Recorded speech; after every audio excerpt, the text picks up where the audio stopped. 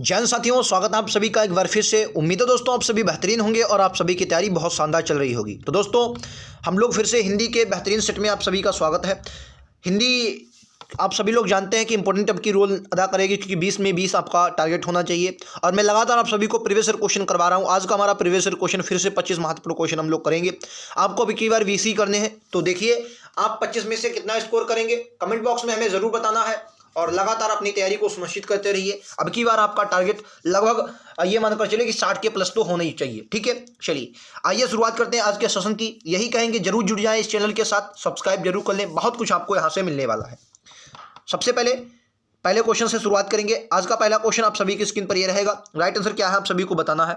पहला क्वेश्चन कह रहा है कि मुहावरे का अर्थ आप सभी को बताना है। मुहावरा का अर्थ क्या होगा? मुहावरा पूछा गया हाथ मलना, मुहावरे का अर्थ क्या है? हाथ मलना, हाथ मलना मुहावरे का अर्थ क्या है? पछताना, संकल्प करना, वीरता दिखाना या व्यायाम करना। तो क्या बोलेंगे? हाथ मलना यानी कि पछताना। हाथ मलना क्या होता है? पछताना होता है। आइए अगला क्वेश्चन ये लीजिए। अगला क्वेश्चन कह रहा है, ये प्रतिस्थापन वाला शब्द है, इसको आपको प्रतिस्थापित करना है। कह रहा है मैं आम खाया गया, मैं आम खाया गया। तो किसी बदलाव की उसमें आवश्यकता नहीं है, या इसमें मुझे होगा, मुझसे होगा, मेरे को। तो अगर मैं को हटा देता हूं और यहां पर मैं शब्द डाल देता हूं मुझसे, तो क्या होगा? मुझसे आम खाया गया, यानी कि मुझसे बिल्कुल करेक्ट आंसर होगा। तीसरे के साथ जाएंगे। आइए अगला ये रहेगा भाई साहब, अगले पर चलते हैं। 1 मिनट। क्वेश्चन नंबर 3 ये लीजिए। व्यथा का पर्यायवाची बताओ। व्यथा आपने सुना होगा, गांव देहात में कहते हैं कि दर्द विथा। तो व्यथा का पर्यायवाची क्या होगा? वियोग होगा, चिंता होगा, दुख होगा या सुख होगा? तो व्यथा का पर्यायवाची दोस्तों दुख होगा। दुख में व्यथा आती है, क्या होगा? दुख होगा। आप सभी को याद रखना है। कष्ट दुख बात एक ही है। ठीक है, व्यथा का पर्यायवाची होगा। आइए अगले पर चलते हैं। क्वेश्चन नंबर 4 देखते हैं। क्या छठी का दूध याद आना, छठी का दूध याद आना मुहावरे का सही अर्थ क्या होगा? छठी का दूध याद आना मुहावरे का सही अर्थ क्या होगा? अतीत पर गौरवान्वित होना, नहीं सर होगा। संकट के समय पिछले दुख को याद करना, नहीं सर। संकट के समय पिछले सुख को याद करना, सुख जो मिला है आपको पहले, उसी को कहते हैं छठी का दूध याद आना। तो तीसरा का राइट आंसर क्या होगा? सॉरी, चौथे का राइट आंसर विकल्प तो तीसरा होगा। अगले पर चलेंगे। ये लीजिए, सही शब्द का चयन करना है। सही वर्तनी कौन सी होगी? वर्तनी से अब पहले तो तीन क्वेश्चन बनते थे लगभग ज्यादातर। अब की बात 2 क्वेश्चन आपको तब भी देखने को मिलेंगे। तो बताइए सही वर्तनी इनमें से कौन सी है? परिणाम, परिणाम, परिणाम या परिणाम? तो शुद्ध क्या होगा? परिणाम होगा। शुद्ध से क्या होगा? परिणाम होगा। जो परिणाम होता है, परिणाम, परिणाम बिल्कुल शुद्ध वर्तनी है। ठीक है, आइए अगले पर चलते हैं। ये लीजिए अगला। किस भाग में त्रुटि हो आपको बताना है। जिस भाग में त्रुटि है, केवल आप ही यह काम निपुणता से कर सकते हैं। यह काम केवल आप ही निपुणता से कर सकते हैं। तो राइट आंसर क्या होगा? मैं आपको बता दूं, जब केवल लगा दिया है तो आप ही की जरूरत, यहां पर कोई भी शब्द नहीं। केवल आप यह काम निपुणता से कर सकते हैं, या आप ही यह काम निपुणता से कर सकते हैं। दोनों में से एक शब्द होना चाहिए। केवल और ही एक साथ नहीं जुड़ेंगे। तो राइट आंसर दूसरा हो जाएगा। विकल्प उत्तर दूसरे के साथ जाएंगे। अगला ये रहेगा आप सभी की स्क्रीन पर। बताइए राइट आंसर क्या होगा? डैश हमारी राजभाषा है। उचित शब्द का बताइए। हमारी राजभाषा मराठी है? नहीं भाई साहब।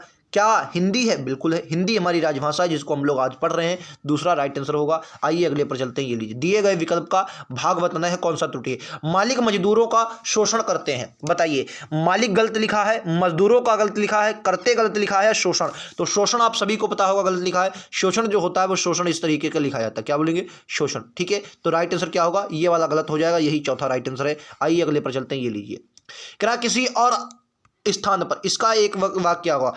तत्र होगा, यत्र होगा, सर्वत्र होगा, अन्यत्र होगा। मतलब अन्य, किसी और स्थान पर, यानी अन्य वाक्य के लिए शब्द क्या? अन्यत्र होगा। ठीक है, आइए अगले पर चलते हैं। ये लीजिए, उन्नति का विलोम क्या है? उन्नति का, तो उन्नति का विलोम क्या होगा भाई? सम्मति होगा? नहीं सर। अपनति होगा? दुर्गति होगा? नहीं। गति का दुर्गति होता है, उन्नति का अवनति होता है। ठीक है, जैसे मैंने एक और आपको बताया था, उत्कर्ष। उत्कर्ष बात एक ही है, उन्नति उत्कर्ष बात एक ही, लेकिन उत्कर्ष का विलोम जो था अपकर्ष होता है। क्या होता है? अपकर्ष होता है। ठीक है, मैंने आपको बताया था पिछले वीडियो में, अगर आपने देखा होगा। आइए अगले पर चलते हैं। ये लीजिए, रिक्त स्थानों भरने के लिए सबसे उपयुक्त शब्द का चयन करना है। मेरे ऊपर परिवार का पालन पोषण का निर्वहन है, दायित्व है, आभार है या आधार है। तो मेरे ऊपर परिवार के पालन पोषण का दायित्व है। दायित्व मतलब क्या है? आपको जिम्मेदारी दी गई कि आप अपने परिवार का पालन पोषण करेंगे, तो आपके क्या है? ऊपर दायित्व का काम कर रहा है। विकल्प उत्तर होगा क्वेश्चन नंबर 11 का। आइए अगले पर चलते हैं। ये लीजिए, देखिए दोस्तों, आप कहीं भी 25 क्वेश्चन कर रहे होंगे, मैं गारंटी लेता हूं वो 25 क्वेश्चन आपको 1 घंटे में बंदा करवा रहा होगा यूट्यूब पर, लेकिन मैं वही 25 क्वेश्चन आपको मात्र 10-15 मिनट में करवा रहा हूं, ताकि आप 25 क्वेश्चन कीजिए और बाद में अपनी जाकर कहीं भी तैयारी कीजिए और बेहतरीन से अपना समय बचाइए। ठीक है, तो ये आप सभी के लिए बहुत इंपॉर्टेंट होगा। मात्र 20-25 मिनट में आपको 25 क्वेश्चन मिल रहे हैं, तो बहुत है आप सभी के लिए सर। ठीक है, चलिए शुरुआत करेंगे आगे। क्या मनुष्य जीवन में सफल होता है? रिक्त स्थानों की पूर्ति कीजिए। मनुष्य जीवन में क्रोध से सफल होता नहीं सर, परिश्रम से सफल होता, या आलसी जीवन से नहीं, लोभ लालच से नहीं, परिश्रम से सफल होता। रिक्त स्थानों की पूर्ति हमने की, मनुष्य जीवन में परिश्रम से सफल होता। आइए अगले पर चलते, ये लीजिए। क्या दिए गए समानार्थी, समानार्थी मतलब क्या होता है? पर्यायवाची। समानार्थी आपको पर्यायवाची होता है, पर्यायवाची होता है, ठीक है, पर्यायवाची, ठीक है।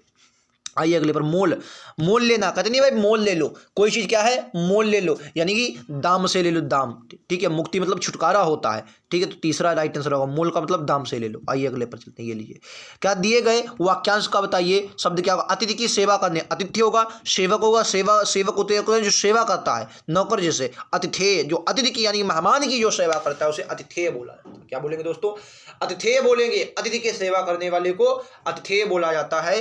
तीसरा राइट आंसर होगा। आइए ये अगला, रेखांकित शब्द को प्रतिस्थापित कीजिए। परिवार नियोजन को कार्यक्रम द्वारा जनसंख्या वृद्धि को रोका जाना चाहिए। देखो, परिवार नियोजन को कार्यक्रम द्वारा जनसंख्या वृद्धि को रोका जाए, तो परिवार नियोजन के कार्यक्रमों द्वारा, परिवार नियोजन के कार्यक्रमों द्वारा जनसंख्या वृद्धि को रोका जाना चाहिए, ठीक है, परिवार नियोजन को नहीं, ठीक है। तो पहला इस क्वेश्चन का राइट आंसर होगा। आइए अगले पर चलते, ये लीजिए।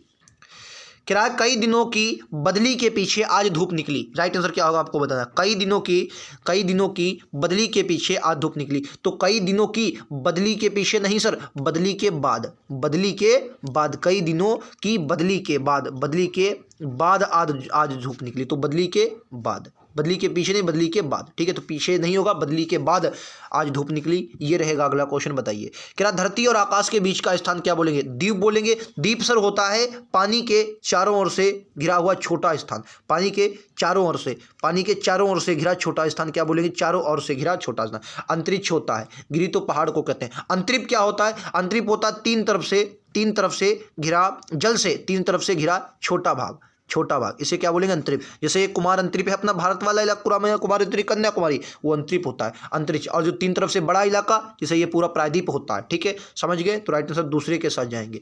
अगले क्वेश्चन पर चलेंगे। अगला क्वेश्चन आप सभी की स्क्रीन पर ये रहेगा, राइट आंसर क्या होगा आप सभी को बताना। ये लीजिए अगला क्वेश्चन।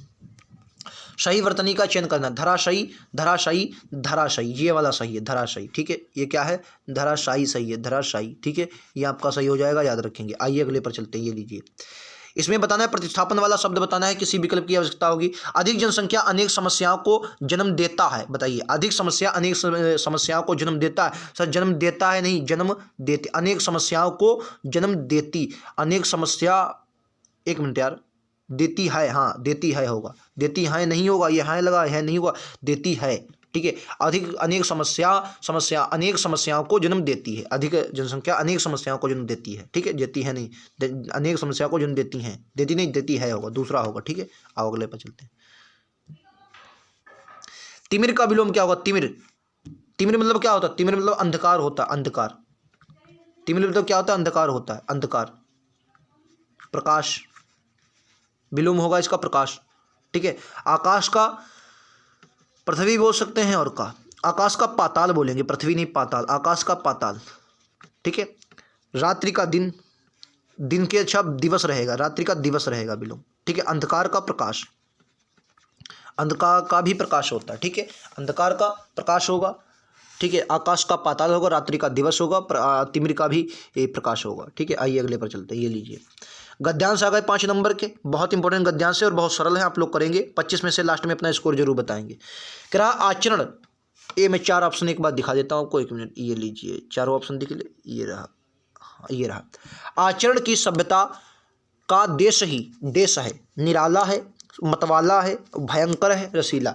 भाई भयंकर रसीला तो हो नहीं सकते, मतवाला भी नहीं होगा, निराला, पहले में क्या होगा? निराला होगा।